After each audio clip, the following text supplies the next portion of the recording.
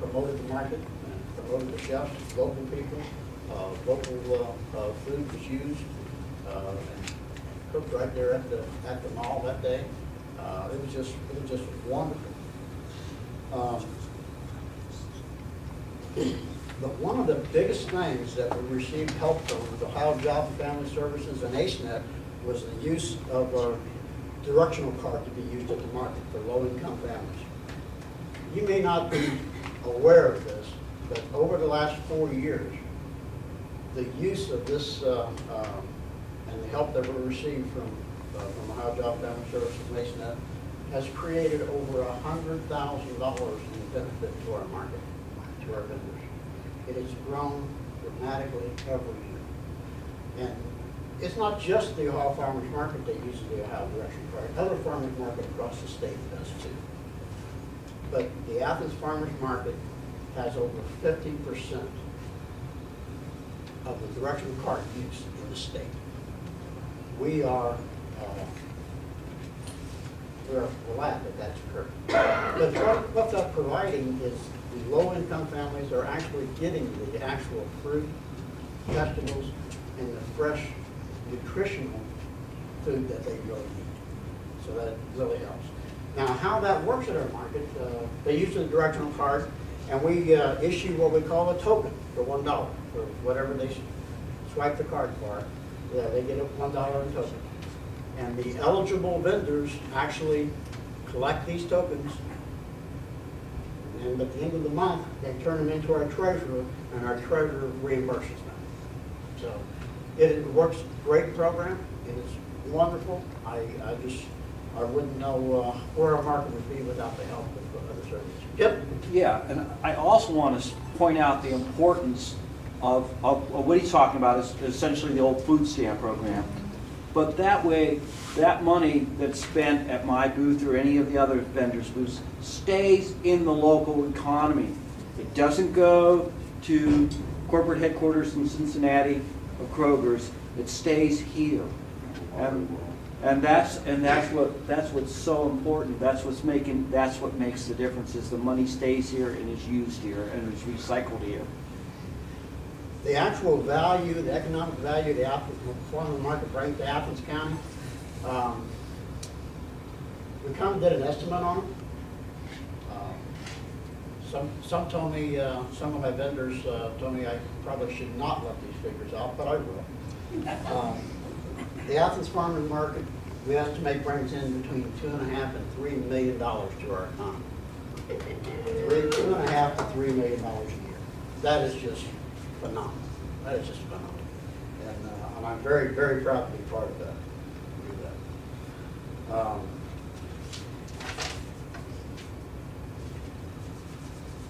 Then on keeping the market to run smoothly. Now let's. We actually have our manager, Kip Harper, and his assistants that run our market. He's in charge of assigning where vendors set up for the day if they don't have a permanent location, traffic control, setting up the cones. He just does a wonderful job. Our promotion manager, Michelle Gorman, actually works with our she does her Facebook pages, she updates her webpage, she works on the advertising, she worked with ACENet, she also worked with Ohio Job Family Services, the Visitors Bureau. So she does a lot of the work behind the scenes that you really don't see. Those benefits are nice, and we really appreciate that. The other person that the market employs is our secretary, which is Chris Burke. She's been with the market for over 2 years now. She keeps our membership registrations, forms all in order. It's not an easy job either. She keeps track of our minutes at our meetings. She arranges all of our meetings. She's just a wonderful person to have around. She's an asset to the market as far as the manager and promotion manager is too. Now, during our the farmers market, we have, like I said, we have 100 vendors. when you get 100 farmers together, everything is so, everybody just agrees on everything all the time. It does get a little, you know, but it's a fun part. It's a fun part. But every spring, we have a spring meeting every spring where we elect a president, a vice president, a treasurer, and 5 board members. And it's our responsibility, the board, is to make sure that we handle the day-to-day challenges that may arise. We make sure that all the rules and the bylaws are adhered to. It's not the easiest job in the world, but you know, it's a fun job. It's an important job. We want to make sure that everybody plays by the same rules and everybody is treated fairly. That's what we do as market. We try to do it. What's in the future of the farmers market? Boy, I'd love to have a permanent location. That's always one of our biggest problems. Our biggest concerns is location. We looked at several different locations throughout the Athens area. Nothing works out. Nothing works out. We have a good relationship with the mall owners currently. They bend over backwards to help us. We do have a lease with them, so we don't plan on leaving. We wish we had more room.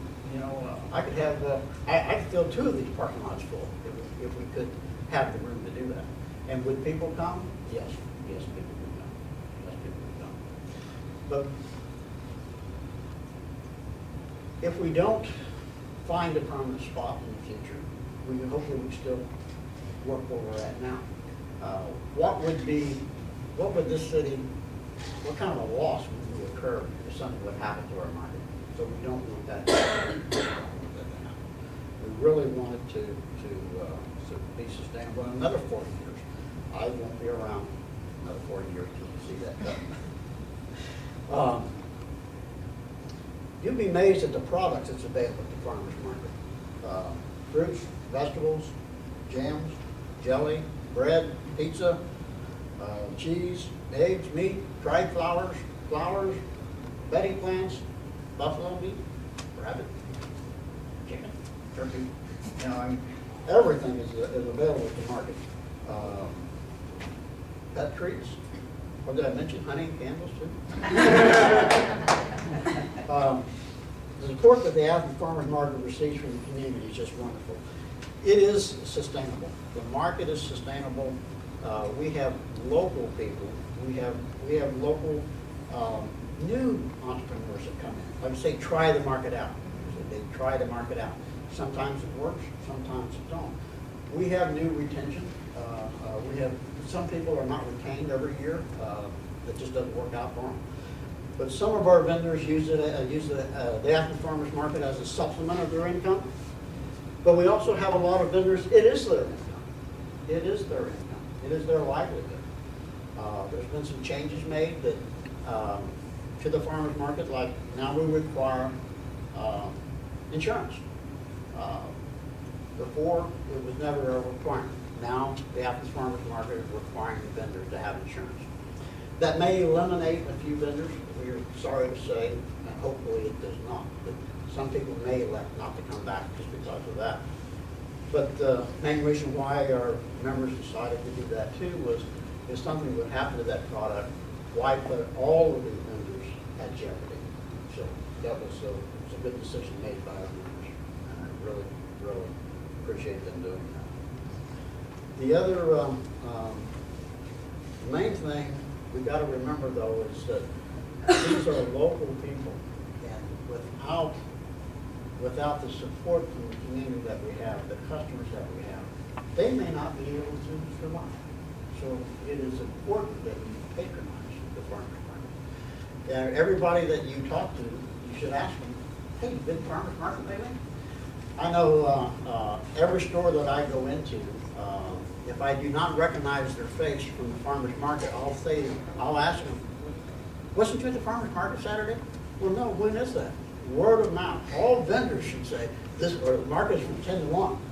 And we keep hearing people, I keep hearing questions of, why is the market only open from 10 to 1? Why don't you open earlier? Well, there's a lot of farmers out picking the product at 5 in the morning, you know, and that's why we want to prepare fresh food for it. So we do open at 10, and they say, well, why don't you stay open longer than 1? It's hot out there in the summertime. Second of all, the product may not hold up as well. So that's one reason why we're open from 10 to 1. When I first started 11 years ago, it was only open till noon. So we've extended it to 1 o'clock. It's worked out pretty well. I love the farmers market. I really do. It is a social gathering, is what it is. We do have musicians that come in. We have 3 musicians on Saturdays that play different types of music. It's wonderful. You know, we have different programs, different political people come in, set up a booth, get their message across. Would you agree with that sometimes, or sometimes you don't? But the Athens Farmers Market, I would not know what to do without it. Matter of fact, 2 weeks ago on a Saturday when we had that little bit of snow, Dix and I decided not to go. We decided not to go because let's call for a little more snow than what we got. We didn't know if we'd get back up to go. So we decided not to go. You know, we was bored. We was bored. So we try to make the farmers market every Saturday. It is, you see your friends. Your customers become your friends. It is such a wonderful, wonderful social gathering place. Will the market survive? Oh yeah. Even if we lose our current location, will it survive? Oh yeah. We'll find a way. We'll find a way. We're not in jeopardy of losing our spot. I don't want anybody, because I keep hearing that all the time. One time I was at a repair shop. I was getting my car fixed. 2 people were talking across from me, and they said, "Did you hear the Athens Farmers Market's moving?" You know, I just listened to their conversation for a while, and finally I just had to ask, "Where did you get that information?" They said, "Well, the president told me." I said, "Well, I am the president, and we are not moving." So rumors do start. Rumors do start. So we're not going to move. We love our location. We think it's a great location. We think it works out great. The whole idea of having local people produce the products that you consume and talking to the producer, that is the most wonderful, the most beautiful thing that can really occur. You are keeping your money locally in the community. I don't know what else to say about the market except I love it. I love it. I really do. Yep, but you want to add something, or do you have something? No, you don't. All I can say is I really agree with everything you said there. It is so, we are so fortunate that. We're a family. We are. We're a family, We're a and family. it is a family. It is. Of course, in any family, there is always some siblings,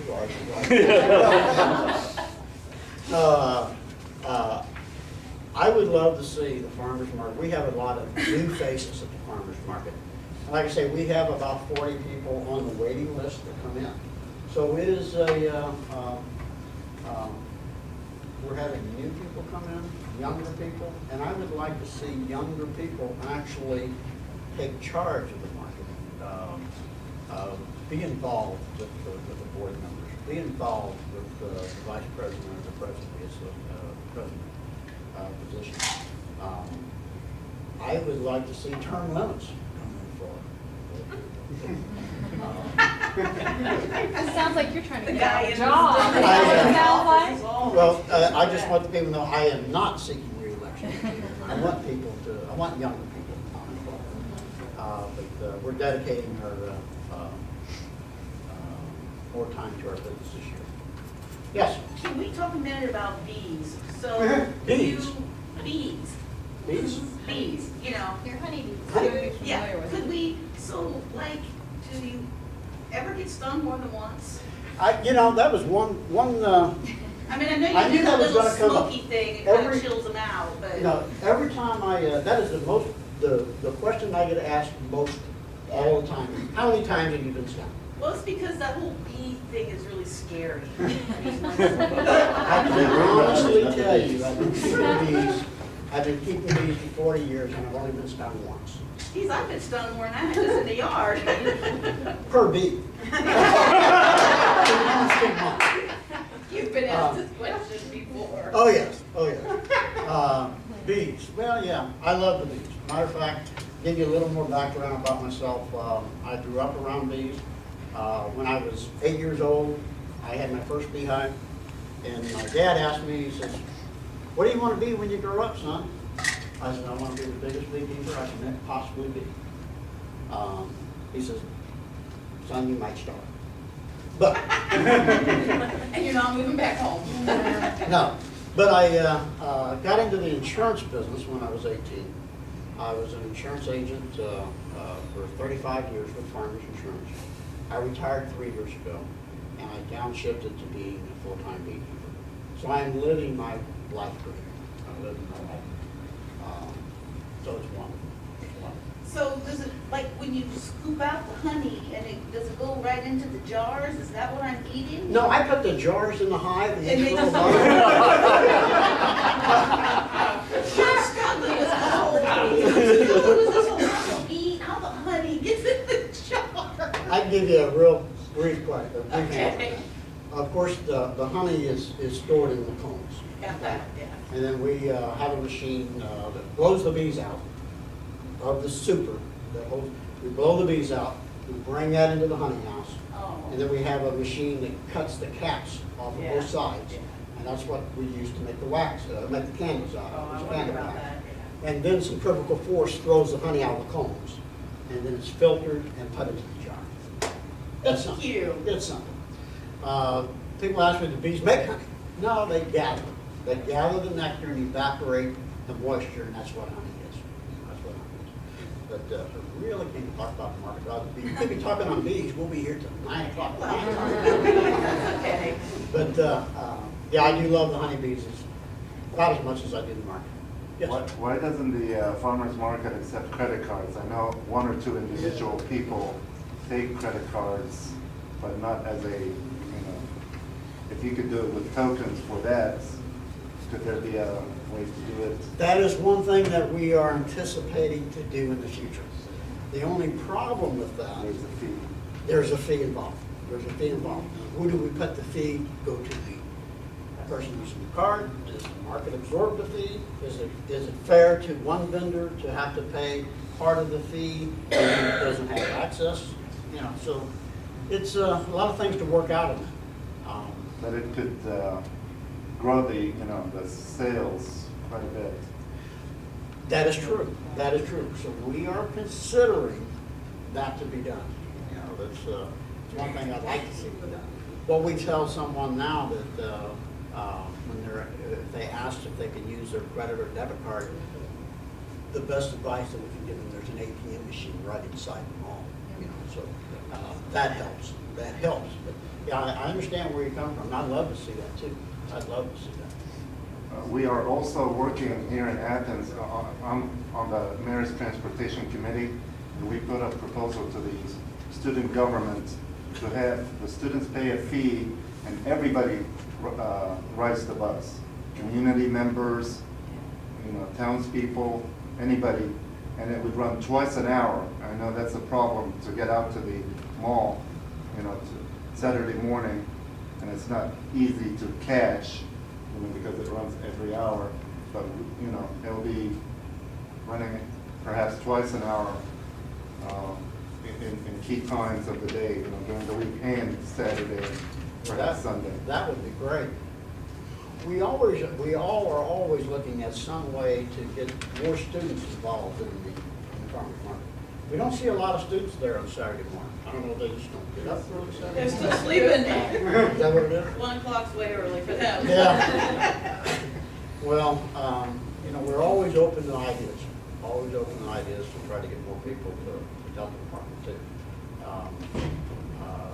But yeah, I really would like to see the use of credit cards at the market too. Yes, sir.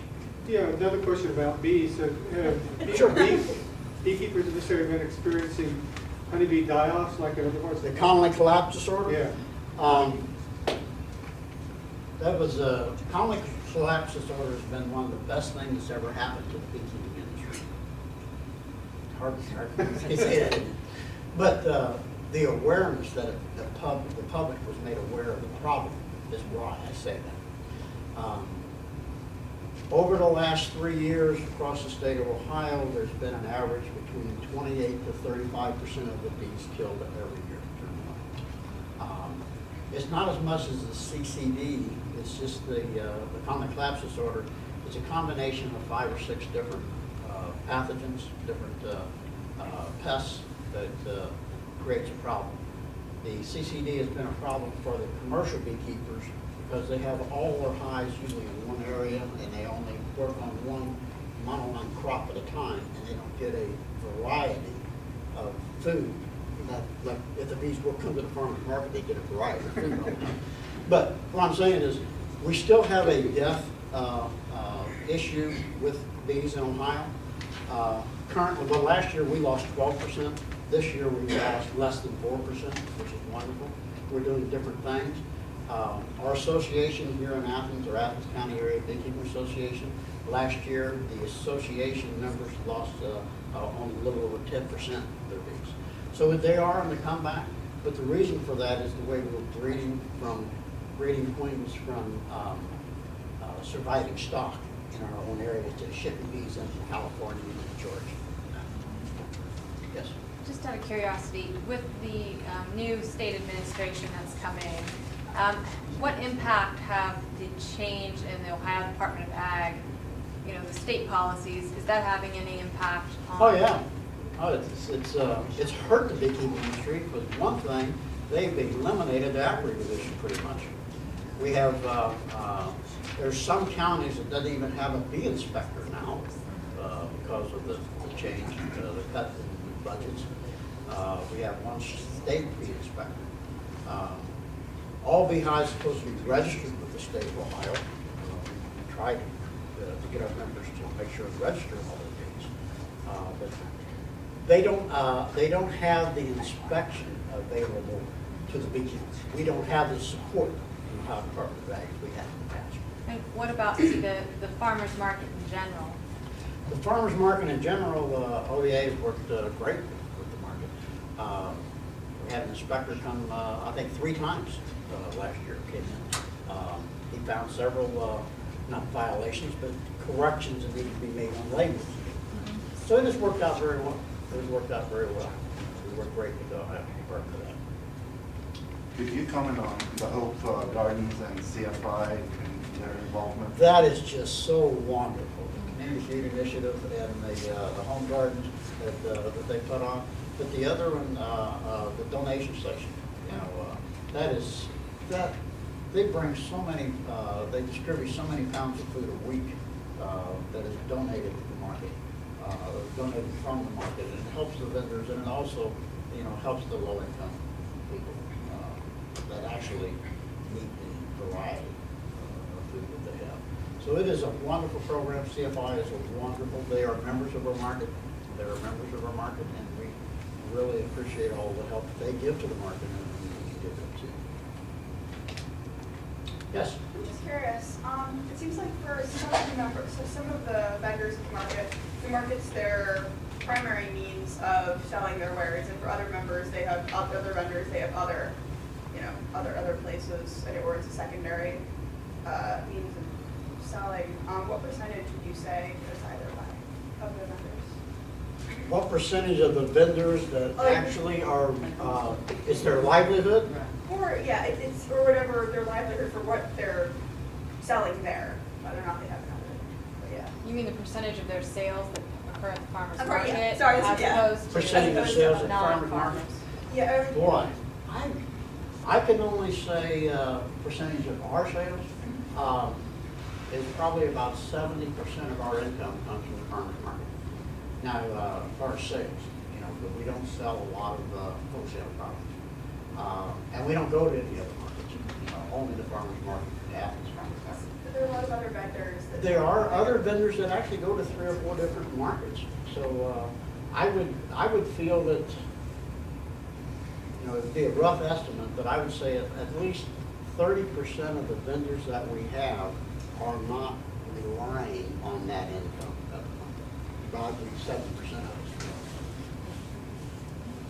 All right, thank you, We're done? Jack, so much.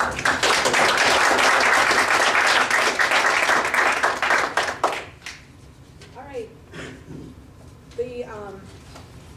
I just wanted to make a few remarks about the visitors that we've had today.